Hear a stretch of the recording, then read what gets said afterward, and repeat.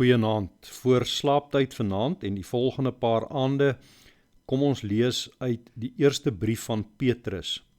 Vanaand dan 1 Petrus hoofstuk 1 vanaf vers 1, net 'n paar kort versies.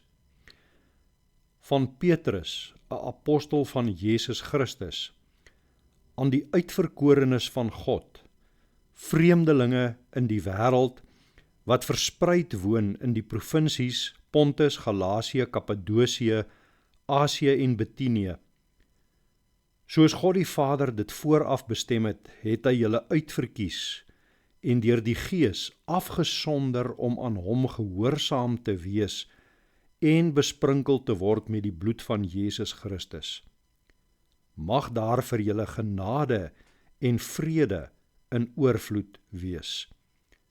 Waar jy dan ook al vanaand in die wêreld is, mag hierdie laaste vers ook van jou waar wees. Mag daar vir jou genade en vrede in oorvloed wees. Kom ons bid saam. Dierbare Hemelse Vader, baie dankie vir hierdie dag wat U ons gegee het. Dankie dat ons in U hande kon wees, dat U ons versorg het en gekoester het, en dat U ons toegerus het met U woord en U Gees en U seëninge, sodat ons vandag in die wêreld as U kinders kon leef. Here, dankie dat ons hier kan hoor, dat U ons verkies het. Ja, daarom het ons U woord gehoor en het ons tot geloof gekom, ook deur die werking van U Gees.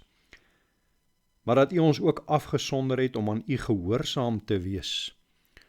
Gee, Here, dat ons na U stem sal luister, en ook in ons harte die wil en begeerte sal vind om aan U gehoorsaam te wees. Dankie dat ons ook hier kan hoor dat U ons bestem het om besprinkel te word met die bloed van U Seun Jesus Christus, tot ons redding. O Vader, bewaar en beskerm ons in hierdie nag, hou ons veilig, en laat ons môre weer wakker word met nuwe moed en krag, om U te dien en te gehoorsaam. In Jesus naam, amen.